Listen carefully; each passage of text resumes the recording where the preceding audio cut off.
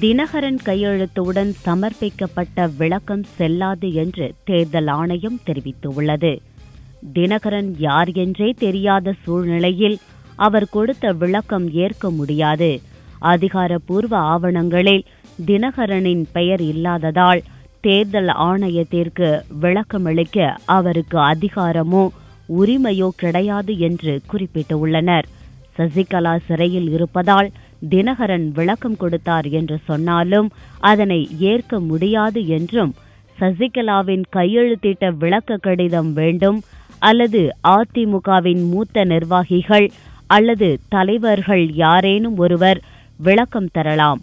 அப்படி விளக்கம் அளித்தால் அவர் விளக்கம் தருவதற்கு சசிகலா அதிகாரம் அளித்த சான்றும் இருக்க வேண்டும் என்று தெளிவாக சொல்லியிருக்கிறார்கள் தேர்தல் ஆணையத்தினர்.